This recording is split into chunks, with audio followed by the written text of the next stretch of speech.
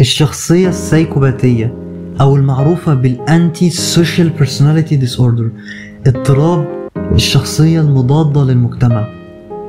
العلماء صنفوا اضطراب الشخصية ده إن هو بيكون شخص عنده كاريزما جذاب، بس ورا كل ده وش تاني، بيستغل العلاقات، عنده كذب مزمن، على طول بيكذب، على طول بيستغلك لمصالحه الشخصية، دايما عنده نقم لحياته، هو كاره حياته، عنده دايما ضد المجتمع وضد القوانين، ما بيحترمش اي قوانين، ممكن يعمل اي حاجة عشان يأذي اي حد وبيتلذذ بده، بيبقى مبسوط وهو بيأذيك.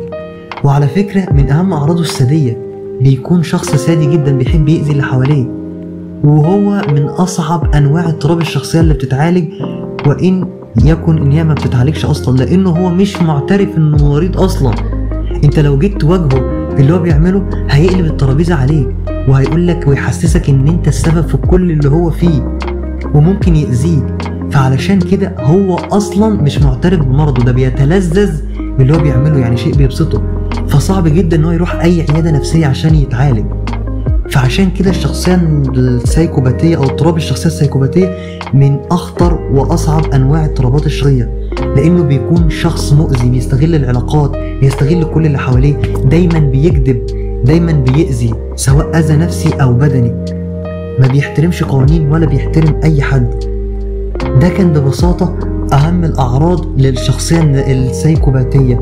واحنا كنا اتكلمنا قبل كده عن الشخصية النرجسية وكل تفاصيلها، فلو انتوا حابين نتكلم على اي نوع من انواع اضطرابات الشخصية الجديدة ممكن تسيبولنا في الكومنتس او تراسلونا على رسائل الصفحة. أنا هنا في مساحة نفسية بقدم محتوى يومي عن الصحة النفسية وتطوير الذات وتحسين علاقتك بنفسك قبل الآخرين، فلو أنت حابب تطور من نفسك يبقى لازم تعمل فولو بالصفحة دي، وما تنساش في مساحة نفسية بنقولك استمتع بوقتك يا صديقي.